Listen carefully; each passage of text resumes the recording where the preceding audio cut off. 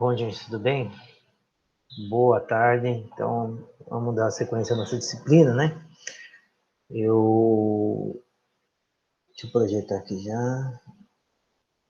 Deixa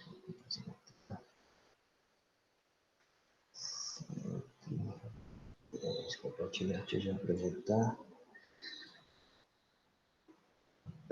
Vamos compartilhar.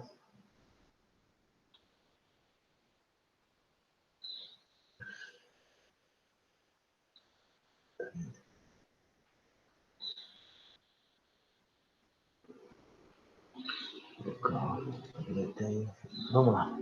Bom, gente, então, dando continuidade aí à nossa disciplina, hoje o tema da nossa aula é imunologia dos organismos aquáticos, né?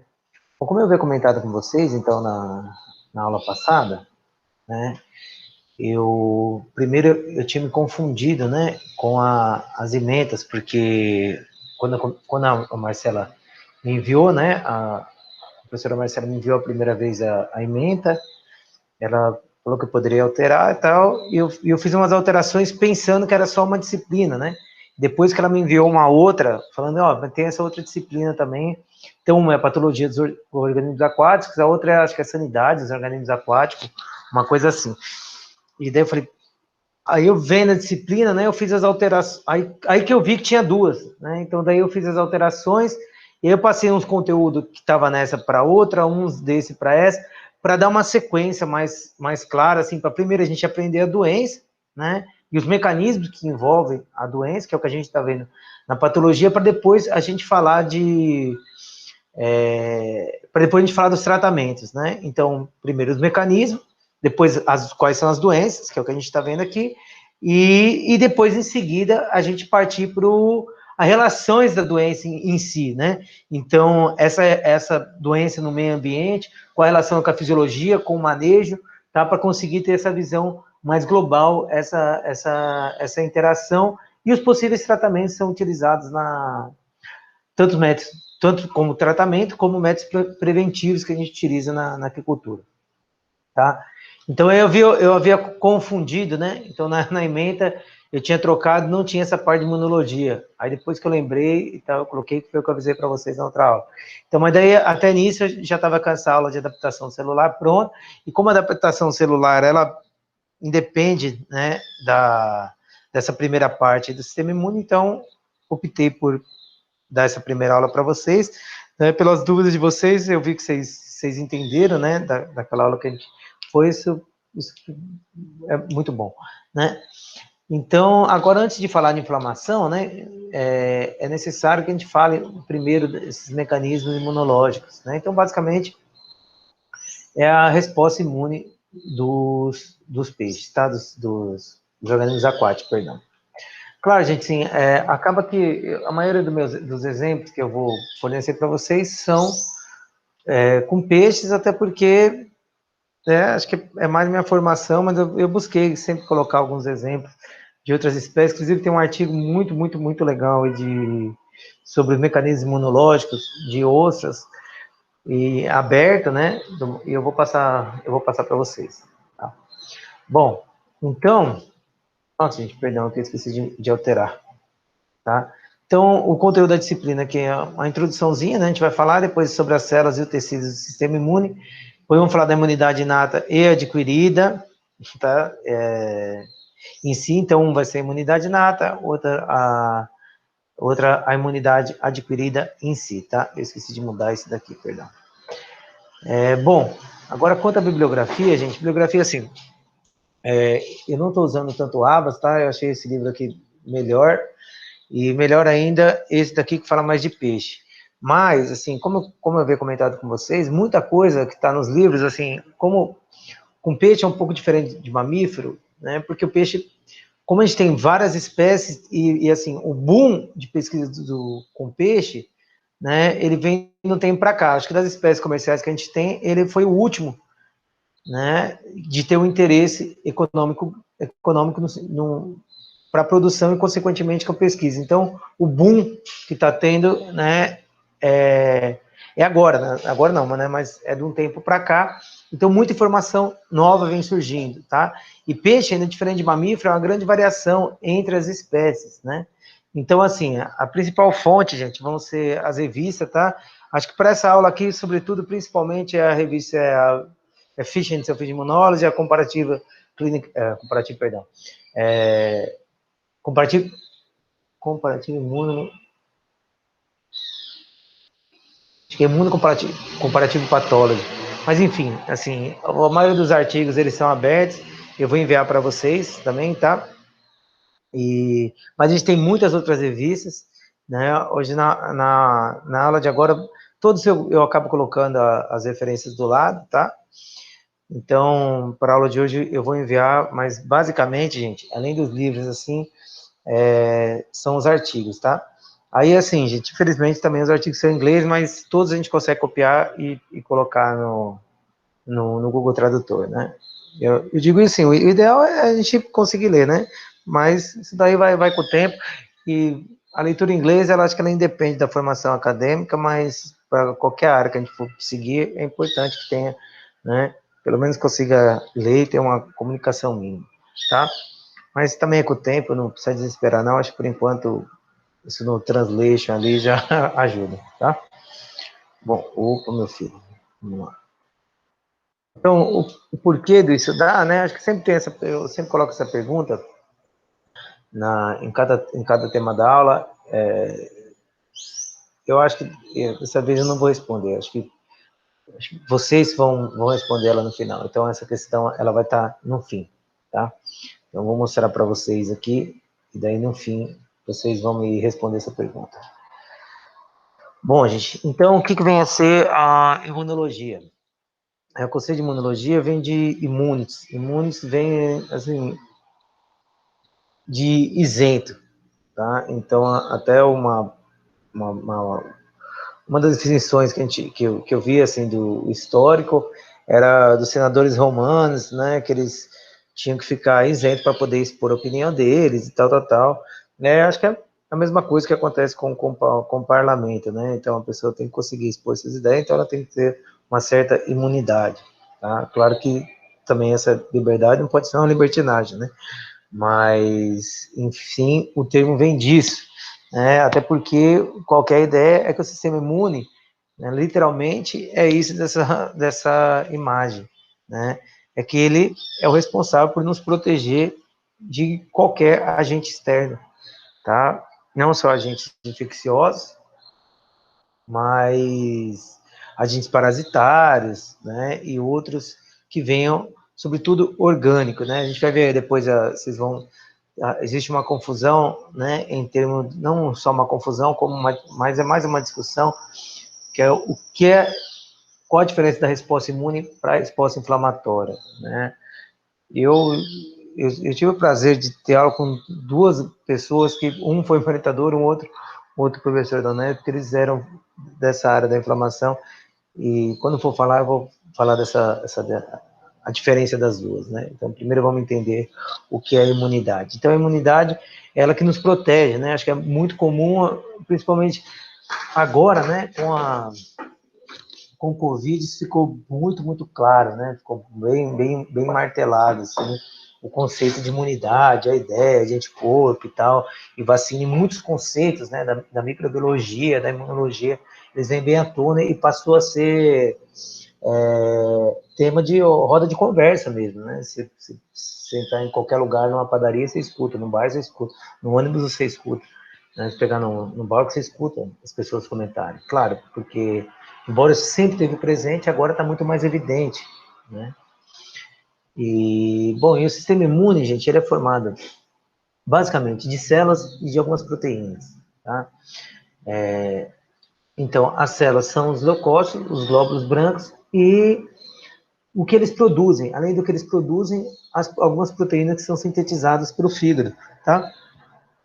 E além disso, os mediadores químicos, hormônios e neurotransmissores. Então, o sistema imune, ele se comunica com o sistema nervoso central se comunica com o sistema imune, o sistema endócrino se comunica com o sistema nervoso central, que se comunica com o sistema imune, e essa comunicação neuroendócrina, isso é comum, Tá? Então, a gente, inclusive com peixe, a gente sabe, eu deveria até ter colocado isso aqui, a gente publicou um artigo que discute isso com o Pacu.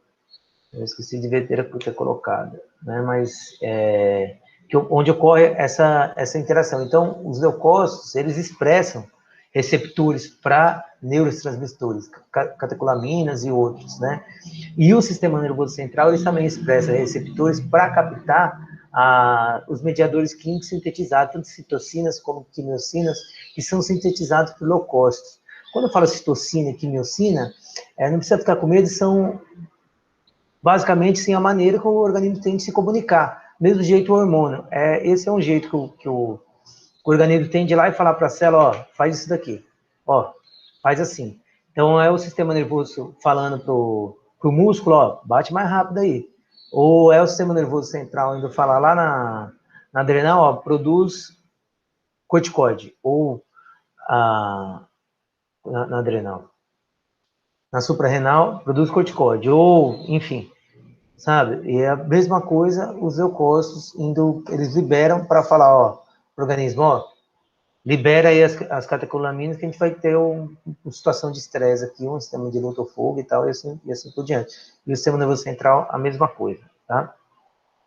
Então, a gente tem uma série de proteínas que vão ser liberadas tanto por macrófagos, neutrófilos, as células do sistema imune, que eu vou conversar com vocês depois, assim como o fígado produz uma série de moléculas, também de proteínas que vão agir no sistema imune e ativando ou inibindo, tá, os leucócitos.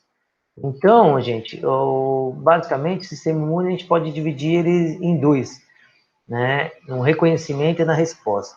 O reconhecimento que é o seguinte, o sistema imune, já que ele consegue gerar toda essa alteração, ele precisa ser controlado, certo?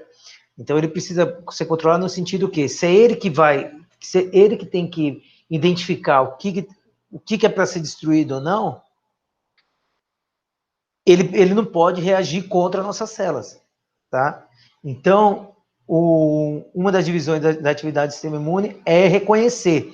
Então, ele tem que reconhecer o que é dele e o que não é, que é o que a gente fala, que é o self e o não self, tá? Então, o sistema imune ele tem que ter essa capacidade de reconhecer o que é dele para não gerar uma resposta contra ele. E ele também tem que identificar o que é não self, que não é dele, tá? Para ele desencadear uma resposta contra esse. Tudo bem? Bom, então, a primeira etapa é o reconhecimento, né, das divisões das atividades. A segunda é a resposta em si. Resposta em si é ele atacar mesmo, né, ou um parasita, uma bactéria, ou ele liberar mediadores, né, para falar, ó, para dar o alerta, porque não são todas as células, a gente vai ver que não são todas as células que vão atacar, né, então, numa analogia, assim, é um exército, então a gente tem um general, mas dessa vez um general que sabe mandar, né, né, são os linfócitos, e outras células de ataque em si, tá? Que é como se fosse o soldado, assim. A maioria assim, eu vejo bastante bastante pessoas que explicam dessa maneira, sabe? Mas, não sei se estão bem assim, mas enfim. De uma maneira geral é essa. Então, a gente tem aquelas que realmente vão atuar, né, contra o patógeno lá, fagocitando ele, e outros que vão orquestrar, tá? Que vão organizar o ataque. Então, a resposta, ela é uma resposta efetiva, né, efetora, então é essa liberação, essa organização e o ataque em si, e em seguida a gente tem a memória, que memória o quê?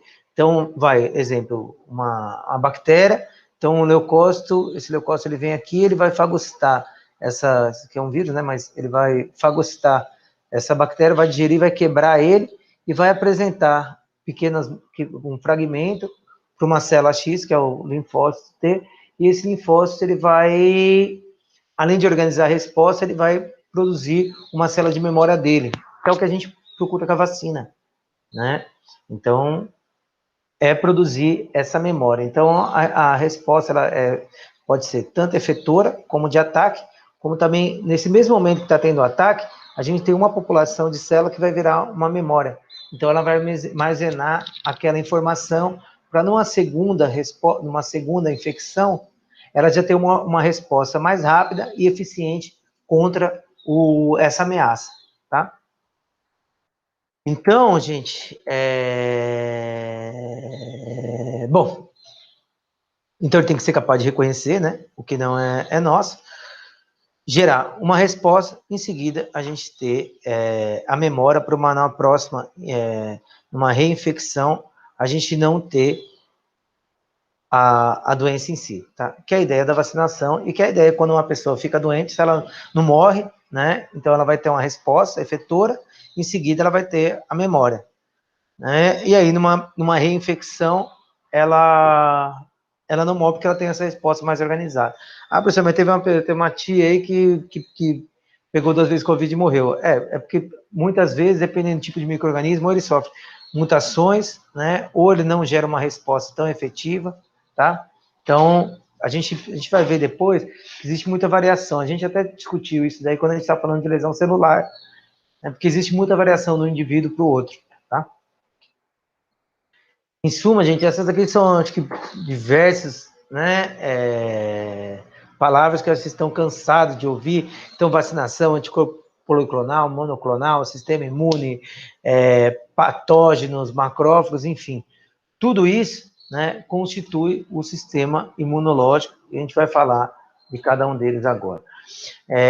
Só para dar uma introduçãozinha para vocês, então, mais ou menos a história da imunologia. Então, a história da imunologia, gente, ela já está descrito antes de Cristo, então 400 antes de Cristo, esse cidadão aqui, que é o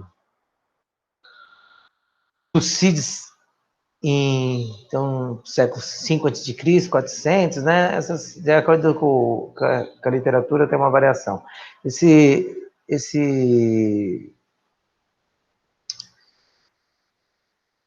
Esse cidadão grego, né, ele foi o primeiro que quando começou a descrever, ele estava descrevendo a guerra entre Atenas e Esparta, e ele reparou que os pacientes e nessa guerra teve uma praga, não foi a praga da Idade Média lá, né, a peste bubônica, mas foi uma outra praga que acometeu, eu não lembro se foi o exército de Atenas ou de Esparta, enfim, e ele relatou isso, e o que ele mais, assim, para a gente, para a imunologia, a maior sacada dele foi que ele viu que os pacientes que ficavam doentes e se recuperavam, eles não pegavam mais a doença e eles podiam cuidar dos outros doentes, porque eles estavam imunes a isso. Então, é claro que ele não usou essa palavra imunologia, mas esse foi o primeiro relato que a gente tem da imunologia.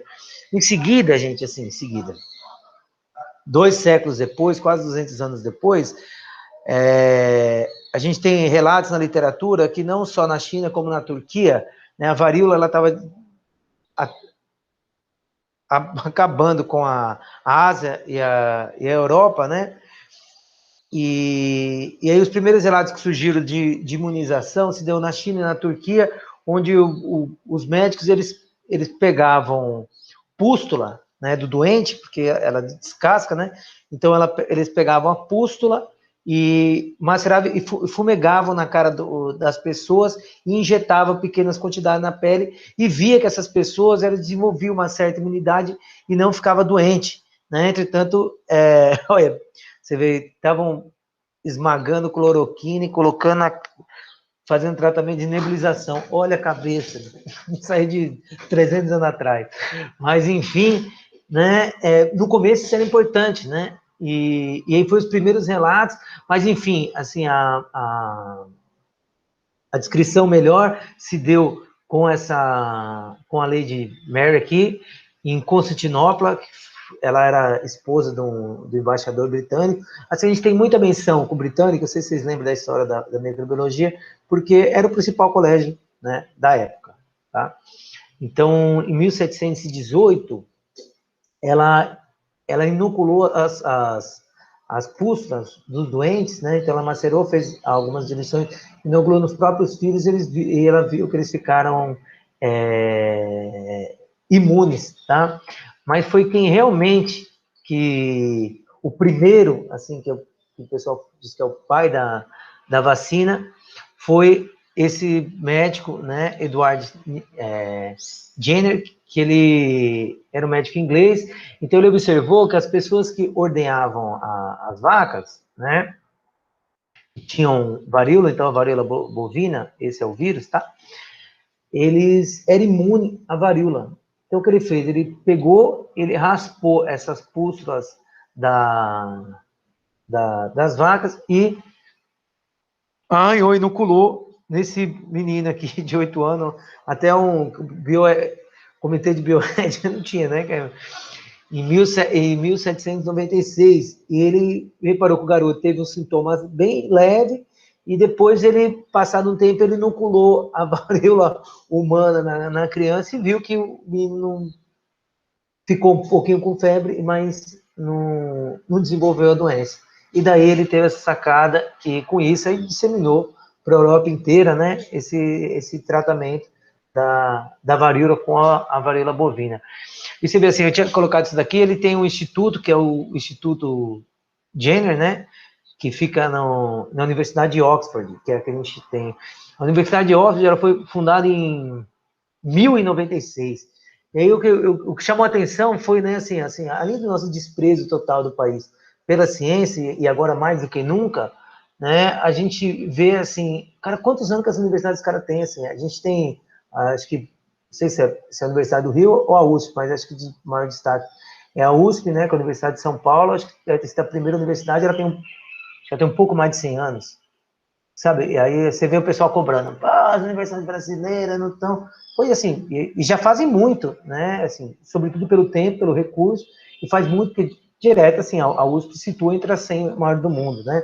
A USP, a Unicamp, uma outra federal, a Unesp tem 45 anos, né? Então aí você pensa, pô, tá os caras aqui, tem nem sei falar quantos anos que eles têm, né? Eu ia no pós-doutorado, eu ia ficar numa universidade que é um centro assim de pesquisa da nossa área de imunologia de peixe, que em Aberdeen, que é lá em cima, na Escócia. Aí olhando, pô, os caras têm 700 anos na universidade, fala, puta, olha, assim, é 700 anos que os caras estão investindo neles, né? Assim, tem qualquer crise, os caras investem mais em pesquisa, aí você pensa, puta, não é à toa que o país rico é rico, né? E o pobre é pobre, né? Porque tem o pensamento pobre. Mas, enfim, né, só para chamar atenção que, olha, e aí o Instituto ficou lá, coincidentemente, a gente está, coincidente que eu estou falando entre aspas, tá? A gente está usando uma vacina de Oxford, né? Eu mesmo tomei essa de Oxford, que quem desenvolveu foi Oxford, mas a AstraZeneca, que é uma multinacional mega, ela que teve a responsabilidade de distribuir e produzir em larga escala, claro, né? Que essa parceria, né, de universidade com empresa, que é o que a gente tinha que buscar mesmo, cada vez mais, enfim. Né? Sem, claro, omitir o papel do Estado, né? como um provedor que a gente viu, né, que aí agora na vacina, quem bancou a vacina foi a União Europeia, Reino Unido, Estados Unidos, eles que bancaram, né, para as empresas, enfim. Mas apesar do Edward, né, assim, quem é considerado o pai da imunologia mesmo é o Pasteur. O Pasteur, ele todas as linhas assim da ciência que a gente estuda, o Pasteur está envolvido, né, e sempre com grande destaque. Então, tem o Instituto Pasteur, que tem sei lá quantos mil anos, né, e ele, só para situar vocês, para lembrar, né, pela microbiologia, ele que acabou com a discussão da teoria da biogênese, né, e ele que mostrou, né, que a vida descende de outro organismo, né, não surge do nada, como se acreditava antes. Então, e o Pasteur é o considerado o pai da imunologia. Então, nesses 3 casos aqui, nesses 3 experimentos dele, né, Pasteur que foi responsável pela fermentação, esse cara é sensacional. E mais sensacional ainda pela homenagem que ele fez ao Edward. Mas, enfim, o primeiro experimento do Pasteur, ele então se deu, ele estava estudando a cólera, né, em aves, em galinha, tá? Então a cólera aviária. E, bom, segundo os relatos, né, ele colocou a bactéria, ela cresceu, o vibra cresceu no meio, e ele saiu de férias. Quando ele voltou, as colônias de férias, quando ele voltou de férias, as colônias bacterianas estavam lá, né, as colônias velhas. Aí ele pegou essas colônias e inoculou nas galinhas, né? E passado um tempo, ele viu que as galinhas não morreram, né? E elas desenvolveram a sintomatologia, mas não morreu. Então aí ele associou com que isso pode ter acontecido por conta da patogenia da colônia, né? Por conta que a bactéria estava velha, ela perde a patogenia, né? E que elas ficaram menos virulentas. Então, o que ele fez, ele catou e foi inocular uma colônia nova nas galinhas. Aí, segundo consta, que como ele não tinha outras galinhas, ele usou a mesma galinha que ele inoculou a primeira, com as colônias mais velhas, né? Utilizando as bactérias oriundas de colônias mais velhas. Então, ele pegou uma bactéria nova, né? E inoculou. E ele viu que essas galinhas não aconteceram nada. Essas galinhas que ele tinha inoculado. Então, ele separou dois grupos, onde ele tinha vacinado com essas colônias velhas, e o outro que ele não vacinou. Inoculou uma colônia nova. Ele reparou que o quê? Que a galinha, o grupo que ele inoculou a colônia antiga previamente, que ele tinha imunizado, elas sobreviveram, e o outro grupo, elas morreram. E depois ele fez isso com outro, com bacilo antraz. Bacilo antraz, então aí ele já separou em dois grupos, né? Ele inativou esse bacilo, e um grupo ele vacinou, e o outro grupo ele não vacinou com o bacilo antraz. E depois ele desafiou as ovelhas. Ele viu que quem que ele tinha vacinado, as ovelhas não morreram. Quem ele não vacinou, a ovelha morreu. E depois do pasteiro, ele acompanhou um caso do menino que foi mordido por um cão com raiva. Ele foi lá e pegou a infusão, né? O vírus da raiva. Claro, naquele tempo ele não conseguia visualizar o vírus, né? Porque, lembra, o vírus é muito menor que uma bactéria. A gente não consegue visualizar no microscópio, na época dele não tinha. Então, mas ele fez diferentes preparos, né? Com o vírus, tá? Que ele coletava do animal. E aí ele inoculou numa criança que tinha sido mordida. E aí ele viu que a criança não morreu, né? Então ele sarou a criança. Porque vocês lembram, assim, Não, eu sou. Eu confundi, eu ia contar outra história. Mas, enfim, o que me chamou a atenção também na história do Pasteur é que ele deu o nome de vacina em homenagem à vaca, em homenagem à vaca, coitado, em homenagem a Edward, né? Então, vacina que vem de vaca, e ele deu em homenagem ao Edward. Porque, gente, assim, nada vem do nada, né? A gente vê todos os experimentos, todas as descobertas, assim, veio de muita gente envolvida, né, até que alguém teve uma sacada maior e tal. Sabe, a mesma coisa, assim, eu vejo às vezes uma idolatria muito grande, né, sobre aquele cara do TED, né, que agora, não parece que o cara descobriu tudo sozinho, sabe, e apaga tudo que veio. Aí, pô, assim, apaga que o celular é uma tese dos Estados Unidos, o touch é um outro projeto de uma universidade inglesa, e enfim, assim, claro que a sacada do cara de juntar é excelente, né, mas as coisas vão acontecendo, tá? E, bom, e depois com a vacinação, gente, só para vocês terem uma ideia, tá aqui, ó, as doenças, né? Aqui tá o número de casos e os respectivos anos. Número de casos 2009, a porcentagem de queda depois da vacinação. É claro que não tem que comprar cloroquina e tem que comprar vacina, né? É óbvio isso, né?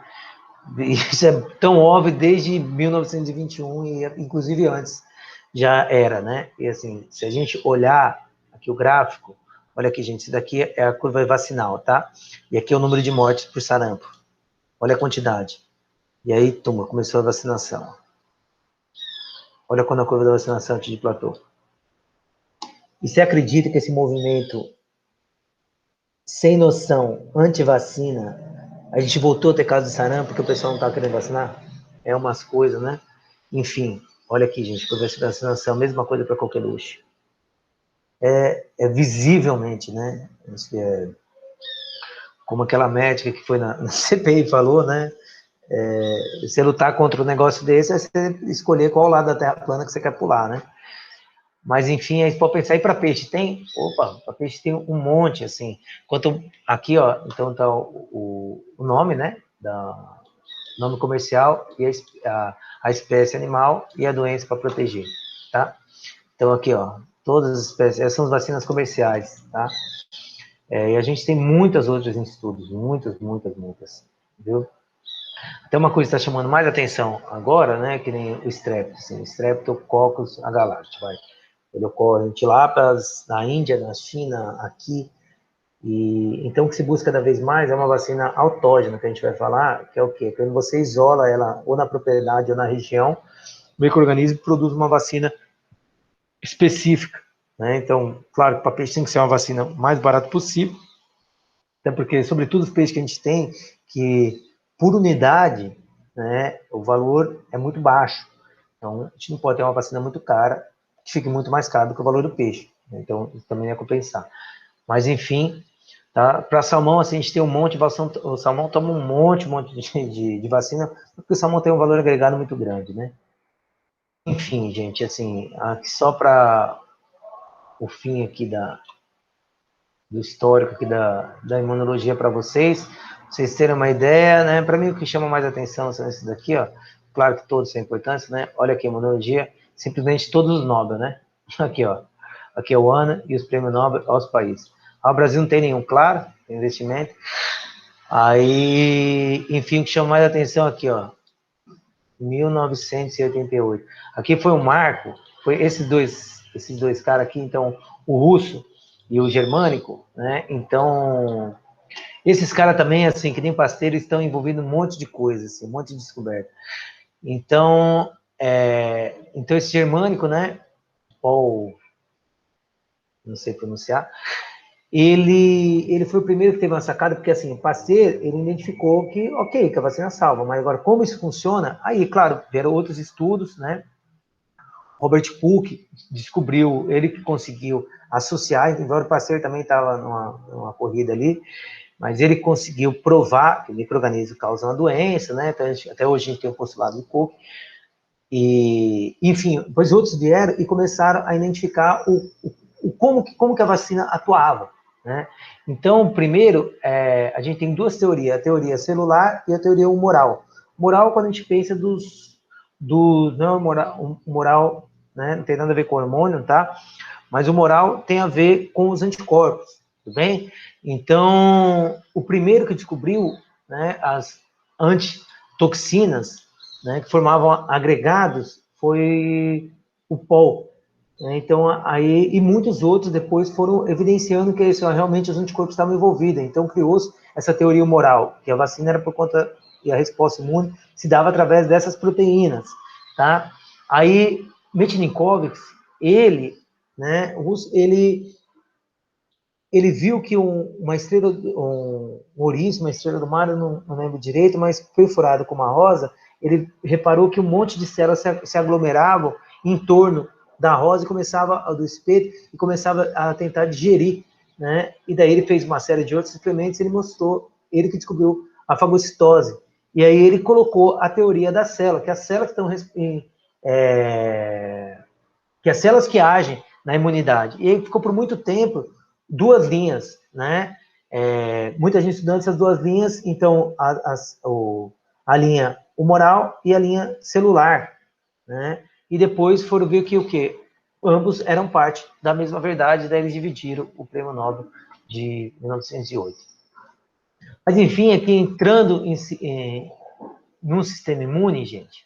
Então agora para a gente falar do sistema imune, os peixes eles têm um destaque muito grande, né, na imunologia, porque eles são meio que um divisor de água assim, na evolução. Então, a gente tem essa revista, que é o Development Comparative Immunology. Agora eu lembrei o nome da revista. Development Comparative Immunology. Tem excelentes artigos que mostram assim, essa evolução. Tá? Não só ela, mas nessa revista tem bastante trabalho legal. Eu vou colocar para vocês aqui com o desenrolar da nossa disciplina, tá? Então, o peixe, ele tem esse papel central, assim. Até o peixe, por bastante tempo, a gente acreditava, a gente vai conversar depois, né, que o peixe só tinha um anticorpo, que é o IgM.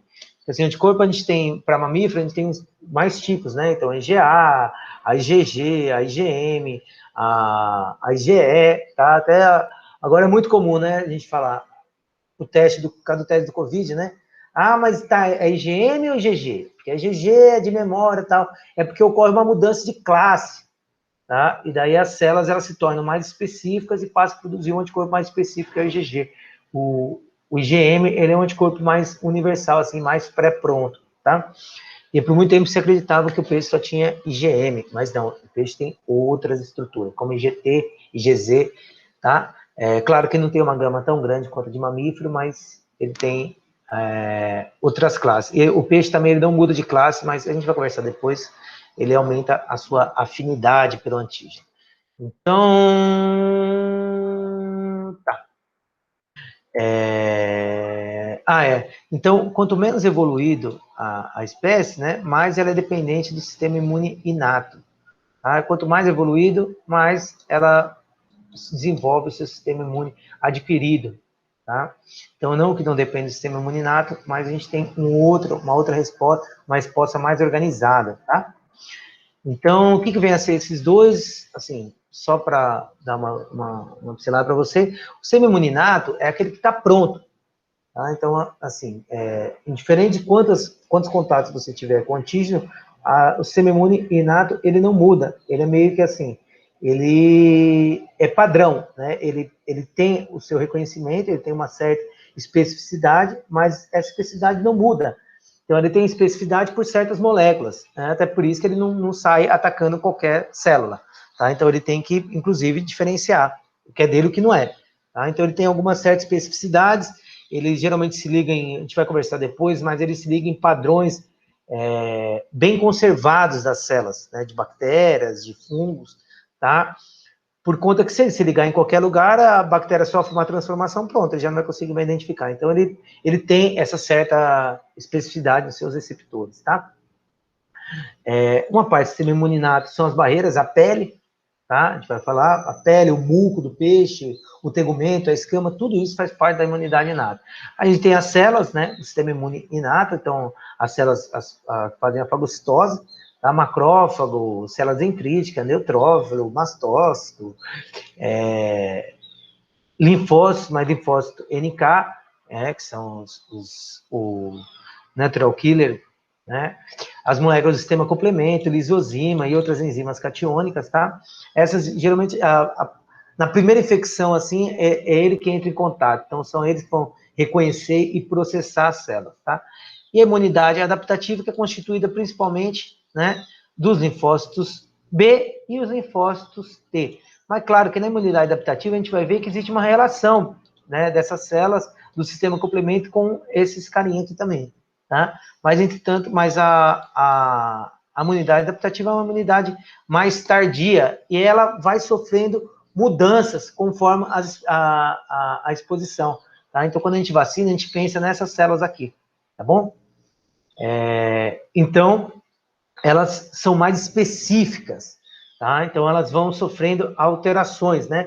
Então, ocorre uma recombinação gênica e aí ela vai tendo, por isso que ela tem essa especificidade. Então, o anticorpo, ele vai se ligar contra aquela proteína, tá? Um linfócito T monoclonal, ele vai ter específico para tal proteína de tal bactéria, tá bem? A gente vai falar depois, quando a gente for falar das células. Mas o que constitui, então, além dessas células? Então, o sistema imune inato e o sistema imune adquirido. O sistema imune inato é composto de barreiras físicas, né? A defesa humoral e celular. O humoral porque a gente tem uma série de anticorpos T independentes, que são aqueles anticorpos prontos, que são produzidos pela célula, os linfócitos B, libera sem um contato, sem depender do linfócito T falar para ele o que é. Então, ele vai produzindo. Então, a gente tem anticorpos naturais, né? Que são T independentes. A gente tem as células do sistema imune, tá? São peixes, sobretudo granulosos, mas macrófagos, né? Todos os fagócitos, tá? A gente tem todas essas proteínas, então lisozima, complemento, interfero, tá? E, claro, a gente tem a pele, o tegumento, tá? O muco, tudo bem? Tudo isso protege, tá? Então, muco, pele e tal.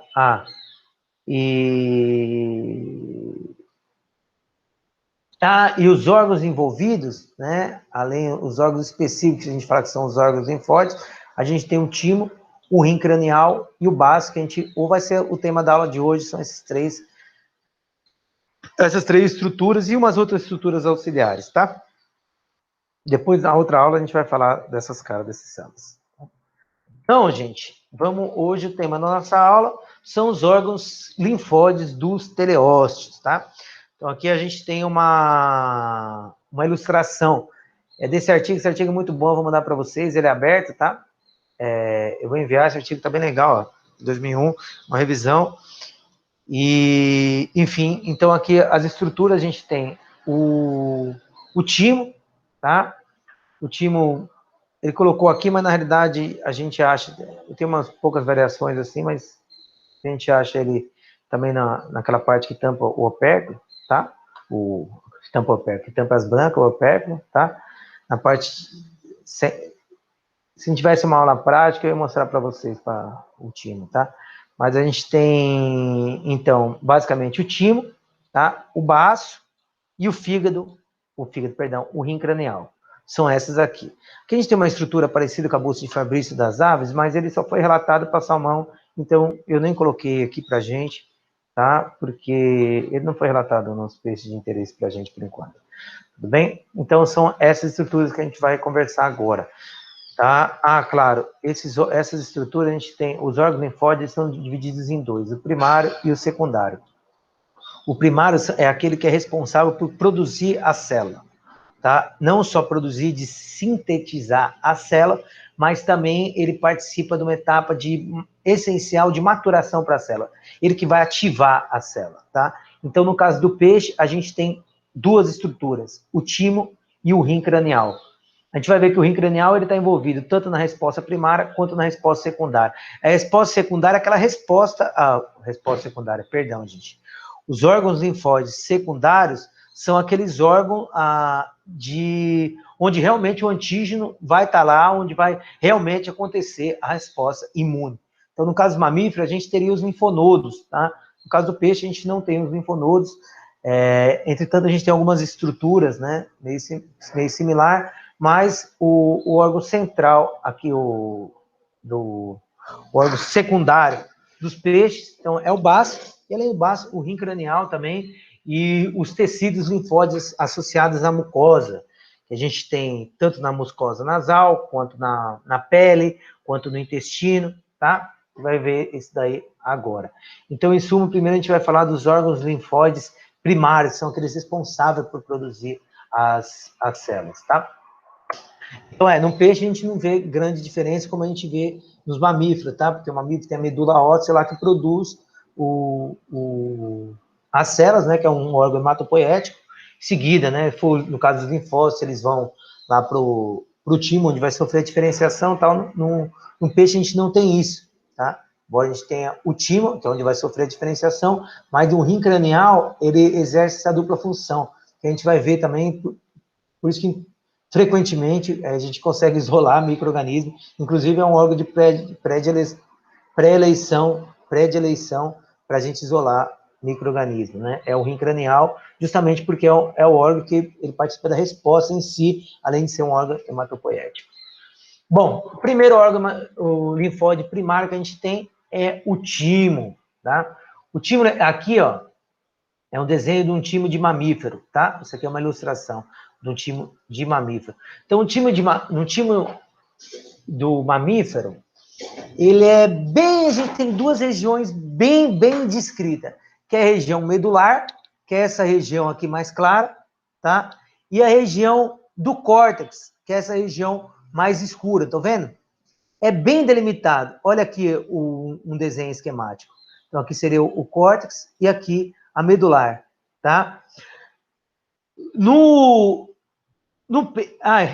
E tem esse corpúsculo de Russell. Esse corpúsculo de Russell nada mais é do que são células epiteliais, tá? Que passado do tempo, a gente vai aumentando, então elas formam esse aglomerado aqui. O peixe, aqui, ó, algumas espécies a gente encontra, tá? Mas não são todas as espécies que a gente encontra esse corpúsculo. Mas, enfim,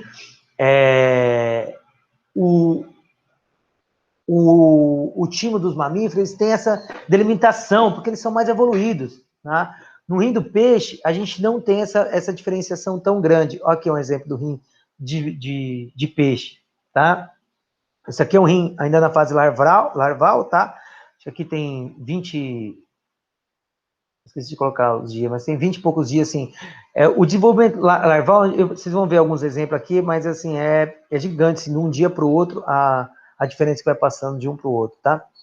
Então, você já deu, não sei quanto tempo já deu de gravação, eu vou terminar o timo, vou parar, daí eu continuo. Enfim, então, olha aqui, se a gente observar, olha aqui o mamífero, ó, tá vendo bem delimitadozinho? Ó o timo dos peixes, não tem essa delimitação. Tem umas outras fotos que a gente consegue visualizar melhor, mas a gente tem zonas de diferenciação, né? Então, a gente tem a parte onde tem esse timócito. Timócito é como se fosse um linfócito primário, tá? São os timócitos, é aquele linfócito primário que ele ainda não sofreu diferenciação. Então, a gente tem, ó, cada bolinha roxa desses aqui é um timócito, tá? Aqui, no timo, é onde ele vai sofrer diferenciação, onde ele vai sofrer a maturação, ó, a função do fígado, do timo aqui, ó. O timo é o local de maturação de células T. Ponto. Essa é a função básica do timo, tanto para mamífero quanto para os peixes, tá? Então, ó, tá aqui, ó, tá vendo aqui os timócitos? Aqui, ó, numa região mais periférica, ele já começa a sofrer umas diferenciações a mais, tá? Mas, ó, vamos olhar uma outra imagem aqui, tá? Olha aqui, aqui tudo já é com peixe, tá vendo, ó? Aí a área, ó, não é tão delimitada, tá vendo, ó? A parte mais escura aqui, ó. Aqui, ó. Tá vendo, ó? Um peixe, um mamífero bem delimitado, tá? Aqui, ó. Aqui, ó, a região, tá vendo a região cortical? É onde a gente tem maior quantidade de timócito, ó. Ele não tá tão delimitado, estão vendo? Olha aqui, ó. Vendo aqui, ó. A parte que te mostra aqui, ó, a periferia, onde ele vai sofrendo a diferenciação, tá? Ó, anatomicamente, olha ele aqui, ó. Olha aqui, aqui é a cabeça do peixe, tá? Entendeu? Aqui tá a narina, tá? Aqui, ó, aqui a branca, ó. Ele é um órgão bilateral, ou seja, a gente tem dos dois lados do peixe, tá? Tudo bem, ó? Dá pra enxergar? Tudo bem? Aí aqui, então, no aumento maior, né? Aqui no aumento maior ainda, e aqui no aumento maior ainda. Olha o que a gente consegue observar. Estão vendo? Ele, embora aqui, gente, é uma fase, ele tá, aqui é a cápsula, tá? Aí, ó, o timo, ele tem uma cápsula também que envolve ele, tá? A mesma coisa que tem o mamífero. Mas, enfim, a região cortical e a medular, num peixe, ele não é tão diferenciado quanto do mamífero. Deixa eu ver se tem. Não. Ele não é tão diferenciável, mas a gente consegue ver algumas delimitações, tá? Ele não é tão perfeito quanto o do mamífero, mas a gente tem essa diferenciação. Então, gente, é no timo onde a gente vai ocorrer, né? Então, no timo lá, a célula, ela é produzida no rim cranial, né? Então, o rim cranial, que é o órgão hematopoético, então ele produz as células sanguíneas, né? E aí o linfócito, ele sai do rim cranial e vai lá para o timo. Então ele chega no timo, ele vai chegar aqui, imaturo, né? Então ele... Opa, meu Deus. Ele vai chegar, então ele chega aqui nessa região, que é a região cortical, tá? O cortical. O córtex, tá? Então ele chega aqui no córtex, imaturo, e daí é ali que ele vai sofrer a sua maturação e a sua diferenciação. Mas qual que é a importância disso? Que ele está falando tanto isso? É que imagina, assim, o sistema imune, ele não é responsável por identificar o que é self e o que não é self. E quem orquestra a resposta são os linfócitos. Imagina esse linfócito mandando atacar qualquer coisa. Isso, gente, ocorre quando tem o quê? Quando ocorre um transplante e o organismo reage contra aquilo que ele identifica que não é dele. E ocorre uma rejeição. Tá? Então, é simplesmente isso. Tá? Então, é ele atacar o que não é dele. Tudo bem? Então, a gente gera uma resposta muito grande, queria destruir qualquer tecido ou qualquer célula, porque é o linfócito que manda. Tá? Então, é preciso que tenha um controle muito grande desses linfócitos antes deles serem liberados. Então, gente, como que se dá? Se dá através de dois processos. O processo de seleção positiva e o de seleção negativa, tá? No caso do processo de seleção positiva, é o primeiro que ocorre, tá? Então, é nesse primeiro momento, é onde vai ter a expressão do receptor de célula T, STCR, tá? Então, que são esses receptores, que é ele que vai identificar, né? Ele que se liga com outras moléculas, como MHC1, MHC2, ele que identifica o que é dele ou não. É através dele que faz a vigilância imunológica. Então, o primeiro momento é as células que estão no microambiente ali, as células endoteliais, elas expressam esses MHC, tanto MHC de classe 1 como de classe 2, e ele observa se vai ter uma reação, né? Se o timócito, né, que agora está virando um linfócito, se o linfócito ele consegue reagir fortemente com o MHC. Se ele reagir fortemente com o MHC, ok. Se ele reagir fraco ou não reagir, aí a gente tem a seleção positiva. Ocorre o quê? Um sinal para esse linfócito se matar, então ele entra em apoptose.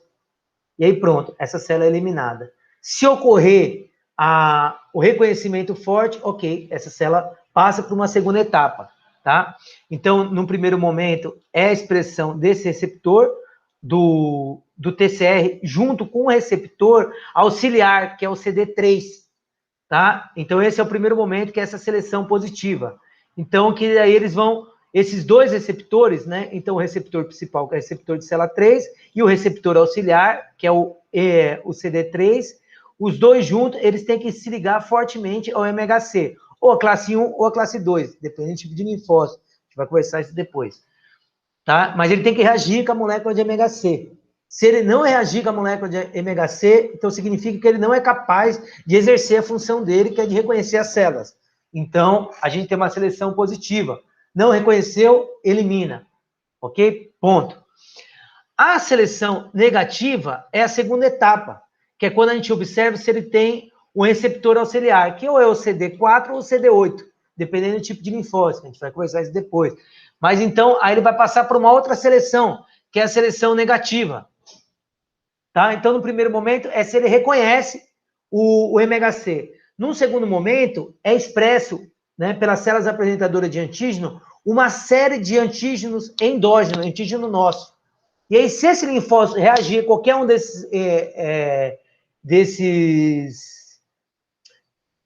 dessas moléculas endógenas, ele recebe um sinal para ele entrar em apoptose. Por quê? Porque ele é super reativo. Então, ele é um perigo para o organismo. Aí é a seleção negativa. Aí a gente elimina ele, tá?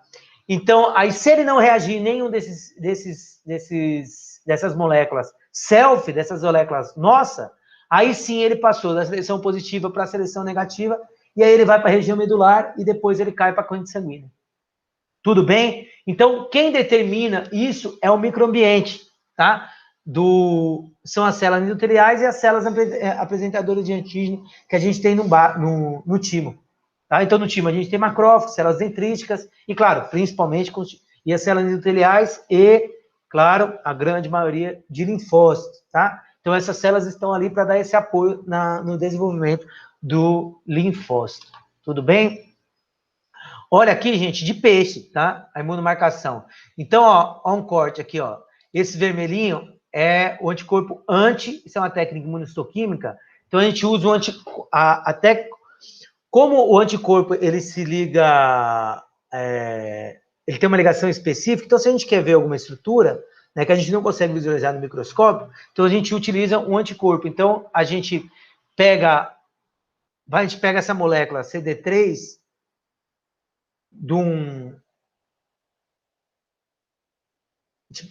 a gente tira a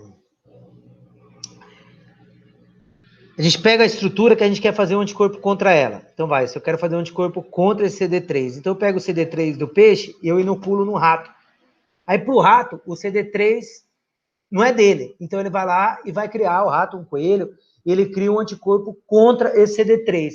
Aí eu pego esse anticorpo né, que é contra o CD3, coloco uma luzinha nele, e aí eu faço uma reação que é a reação de imunistoquímica. Então eu pego um tecido, né, pego o tecido, pego o baço, e põe um anticorpo com essa luzinha, né, aí revela e dá essa corzinha vermelha aqui, tá? Aí a cor vai variar de acordo com o que a gente for colocar, tá? Enfim, aqui o que a gente tem que saber, ó, aqui, ó, uma imunomarcação com esse anticorpo CD3, ó, tá vendo? O tanto, ele tá difuso, e significa o quê? Né? Que a seleção, né, se fosse no mamífero, né, seria mais claro, mas que a primeira seleção ela é muito mais abrangente, né? E depois ó, o CD4, que já é uma outra molécula auxiliar, auxiliar vai como se fosse um auxiliar do auxiliar, olha aqui, ó, ela marcada. Tá vendo? Já começa a focar mais numa região, e olha como vai reduzindo a quantidade. Quanto mais célula tem, menos espaço em branco aqui eu vejo, né? Então, por conta da seleção. Interessante, né? Isso é com peixe também, é muito igualzinho de mamífero. Inclusive, esse artigo aqui eu vou mandar para vocês, é um artigo comparando mamífero, né, ser humano e algumas espécies de peixe. Esse daqui é o bijupirá, tá? Que é um peixe, inclusive, que a gente tem na nossa costa. Bom, e o timo, ele se desenvolve, né, nas primeiras semanas, e o timo depois ele vai atrofiando, a mesma coisa como com o mamífero. Nosso timo ele vai atrofiando depois, ó, olha ele atrofiando, ó. Lembra como ele era? Olha o tanto aqui ó, de tecido conjuntivo aqui, ó, de fibra sendo produzido, tá vendo? Vai fragmentando ele, ó, os vasos de aumentando, e ele vai sumindo. O fígado, o timo, ele vai atrofiando ao longo do tempo, vai entrando na apoptose, vai tendo tecido até que ele some. Tá, ó, com peixe é a mesma coisa. Então, ó, com 6 meses a gente tem um aumento das células epiteliais, diminuição dos linfócitos. Com 12 meses a gente tem a degeneração completa do órgão. Com 16 meses o tecido epitelial, a gente só tem uma fina camada de tecido epitelial sem os linfócitos. Ó um gráfico aqui, ó. Só que isso aqui é humano, tá? Com a idade, ó. Com 80 anos a gente já não tem mais nada. Com 90, ó, já sumiu tudo, ó. Então, após a puberdade, né? A gente vai tendo uma redução. Isso com mamífero, tá? Com peixe, com 16 meses, a gente tem a eutrofização completa do timo. Gente, eu vou parar, mas eu vou continuar. O que significa? Parar de gravar só para não perder, tá? Descartar essas alterações. Parar a gravação. Parei. Interromper a gravação. Agora